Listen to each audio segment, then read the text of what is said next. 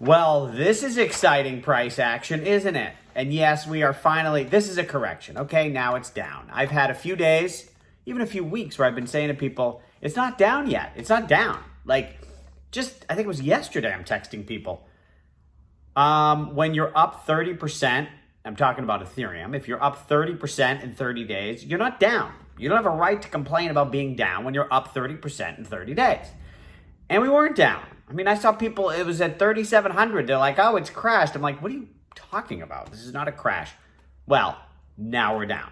Okay? We got our 40 to 50% correction. This is normal. This happens in bull markets, the 40 to 50% drop. And to be honest, it happens even during the boring low. 40 to 50% drops. And I get, even if you've been in crypto for a little while, the brain sort of blocks these out and you forget. But I don't know, remember January, Bitcoin shot up over 40. It was at 42. And then it dropped to what, like 28, 27? What is that? I mean, that's not 50%, but it's close. That was a drop. Remember, people were scared for a minute. Shot back up. So on one hand, so this is normal right now. Now, if it's a crash, if the party is over, and by a crash, here, let me also explain, I've said this many times before. My whole outlook is that there are three phases. You got the boring low, the parabolic rise high to the giant crazy peak. And then when I say the crash, I mean the crash is it goes down for like a year into the boring low. So when I say crash, I don't just mean it goes down a lot and we come back. I mean it goes down a lot. We're done here. We're done until everybody's bored and has left again and I'm buying and no one cares, right? I don't think we are at that point. I don't think this signals the end of that bull run. Maybe it has though. I always say it. Maybe I'm wrong. I've been saying to people, I think Ethereum goes to 10,000. Well, then I should buy more, right? Well, I don't know. Why not? It's going to 10,000. Well, I might be wrong, right? It's possible. It may be hard for many of you to understand that I could be wrong, but it happens. Rarely, but it happens. So, anyways, to me, this is just, I mean, like I've said before, I think this party ends. The funny thing is that we almost said June. Originally, I thought it would be over in June, right? And then I remind myself I'm always early, and and it's too low. Honestly, the other thing too, if that was the peak 4,000, although we're up a lot, it's not enough. That means that we go down like 80%, which brings us to almost where we were. Wait, what's 80% off of 4,000? That would be, below 1,000. It's just, I don't think we're high enough. Now, of course, even that's possible. The fractal, the pattern that I follow, things follow a pattern until they don't. Like it just did whatever, right? So, but this is not my expectation that we would end at 4,000 now. It just doesn't feel right to me. But if it does, guess what? I'm always prepared. I don't invest, and you should not invest, based on where you think the market is going.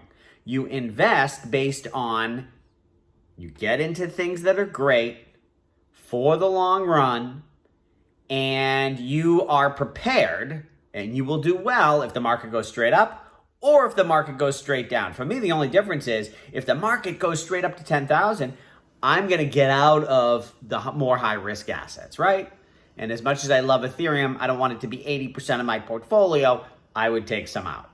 On the other hand, if we go straight down, I have enough cash to weather the storm for years, and then I'll hold my ETH because it's down. So I don't live based on predicting whether it's going up and down. Always be ready. So anyways, so if this thing is over, like if the crash is here, baby, right? My version of the crash, and we're going in, and then it's boring low, and if that's the case, like I don't know, so basically, if it's not the case, we're gonna bounce hard here in like a day or two and be much higher, and maybe it sits there. I don't know what happens exactly, but this would be the end of it. This is a good flush out for a correction. You know, we should bounce off this hard, do whatever, and then have what I am expecting to be a crazy summer. Crazy meaning with high prices. If the party's over and if this goes lower, that means something's broken here. Like something's broken, and what I expect, my expectation on what kills this whole thing is there's inflation, the central bank can't print, but we're not there. The central bank's still printing money like with abandon, and if there's problems, they'll print more. So that's not happening. I also fear there could be a big crackdown on crypto. They start, saying certain things are illegal and coming after people for whatever, and just like really making, affecting, sort of attacking crypto people, at least in America, maybe more. I don't see that happening.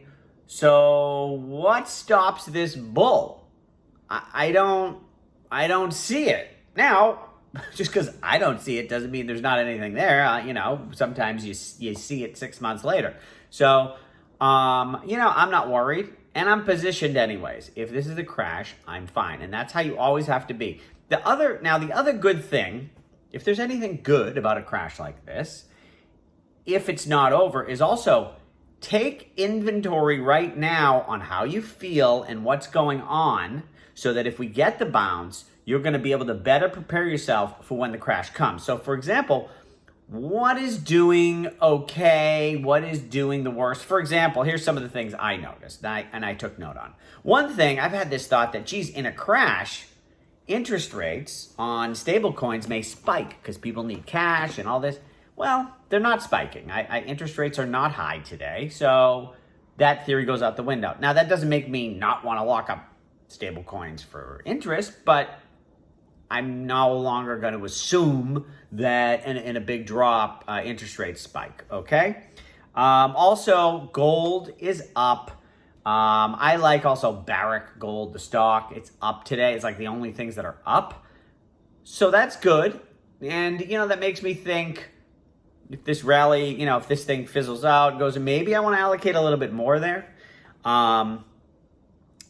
The thing I think to watch is interest rates.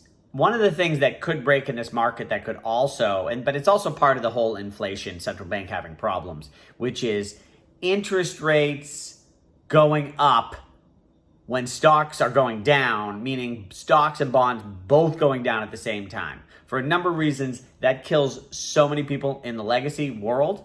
The fiat world, the 60-40 portfolio becomes broken. That's a huge problem. And we saw that in the lows of March 2020 when the central bank came in and bailed out the bond market, because that was happening like aggressively, like bonds and stocks were literally crashing. So that is a big lurking problem. But it's not, interest rates today I saw, it was up a little bit, maybe flat. And the central bank still could just go in and buy everything and people wouldn't be upset about that. So, I don't see what's broken here. This is just, I think this is a normal. People were excited and buying with abandon, up only, everybody with the up only, and, there'll never be corrections and whatever. So I think this is just, shit happens. Also, the biggest story to me over the past month has been the narrative about Ethereum. Everybody now, I shouldn't say everybody, a lot of thought leaders, people who were like, oh, Bitcoin is the reserve currency and Ethereum is oil, or whatever stupid narratives there used to be, is now like Ethereum, the flippening, Ethereum's market cap will pass Bitcoin because Ethereum is the more secure chain with a better monetary policy, more activity. People are starting to get it. It's the initial thought leaders now are getting it. They spread it to their people, and then eventually it gets into mainstream. And, if there's some sort of crash here, whatever, Ethereum will moon later. Ethereum over 10,000, how does that not happen now? I don't see it. And if I have to wait, I got my summer shirt here on. I'll wait while I'm sitting in the sun. Whatever. What else? And, Okay, there's also a lot of people have been saying to me, "Oh, this is like 2013 when there were two peaks," and I was like, "What is everybody talking about with this two peaks in 2013?" I didn't remember it that way. I looked it up. It's basically so Bitcoin was at, oh God, now I don't remember what the low was. Well, it went on a long run. I think it was, but there was that bubble, the previous bubble. It went from $30. It went from like pennies to $30 or something. And I'm not an expert on before 2014 Bitcoin history, but whatever. It was at $30, crashed to like 2, and then had a long run, hit 163, and then over like 4 months, it fell from 163 to like 170 something. It sort of had its 50% correction, and it was over 4 months, and then it went up to 1,000. People are saying, "Oh, that's two peaks." I think that's what people are talking about.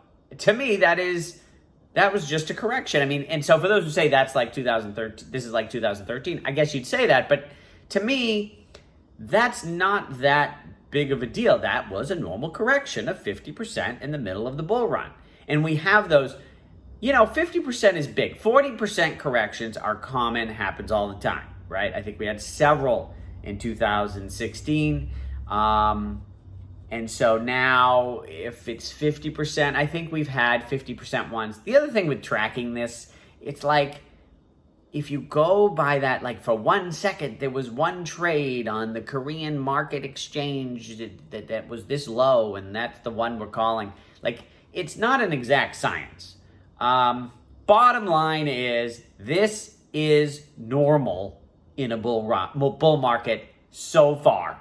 If we go much further down, or this just keeps grinding lower for like a month, maybe there's something wrong. But so I'm not throwing the towel in yet. And by throwing the towel in, I'm not saying I need to liquidate. You should be prepared. Look at where you are, because if you're not ready for this and you don't feel okay and you're not sleeping well, then if it bounces back, you got work to do. When it bounces back, take a look at your portfolio. When ETH's at 5,000, when ETH passes 4,000, take a look at your portfolio and say, okay, if it drops by 50%, what am I going to cry about? And then take care of that shit. Get your house in order. Have enough cash to weather the storm. And by that, I mean fiat dollars. We all hate the fiat dollars, but your rent and food, they all take fiat dollars. So have some. And are fiat dollars down by 80%? Are they down by 50% right now? No. And if we have inflation, is it going to be 50% inflation in a day? No. And even if, listen, and for those, we're going to have hyperinflation. Listen, this market, if the United States had inflation of like 6%, I mean, it's going to be Armageddon. It's going to be pandemonium in markets. And 6%, losing 6% value, buying purchasing power with your dollars, that kind of sucks. But it's only 6% loss. And that's going to be better than losing 80% in crypto. So listen, I love the long-term hold. And also, for those of you who can weather the storm, I think it's great to hold your Ethereum. And everyone's got different situations with taxes, but if you have to pay full and high taxes and you're trying to sell your Ethereum and then you're going to get back in, I mean, there's a lot of things you can mess up with there. So there is nothing wrong with making this, even if this could be the one thing that you hold and hold and hold forever. If you want to sell something, then sell your stupid stocks that aren't as great or something else, right? So, okay. Yeah, I wasn't going to make a video today, but there was so much going on. I was getting a lot of messages, so that's why I'm making it. If I'm a little more rambling than usual, my apologies. And so finally, I've sort of just come down to my theory is that we're going to keep going back up, and I think September is going to be when this, to me, I like the idea of dollar cost average selling on peaks. If you're selling today, again, you're upside down, right?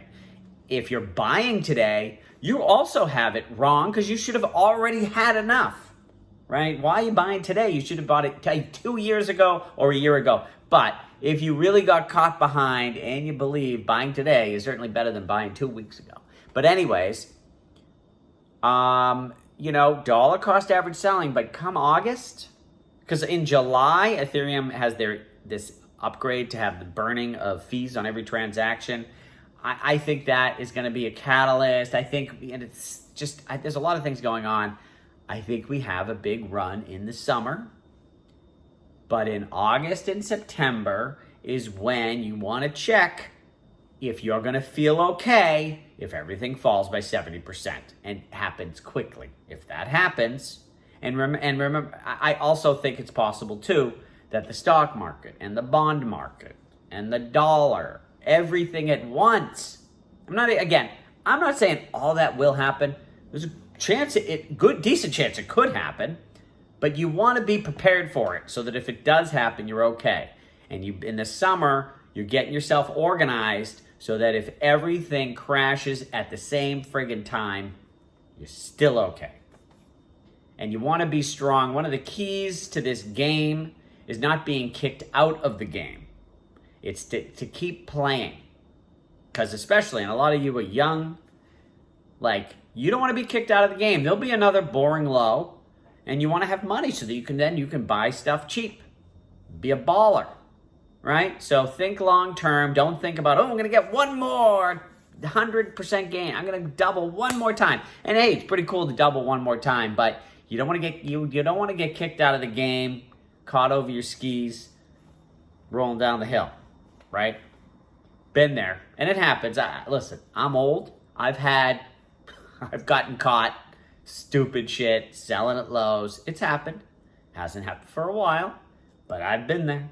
So, be strong. Much love. Good luck.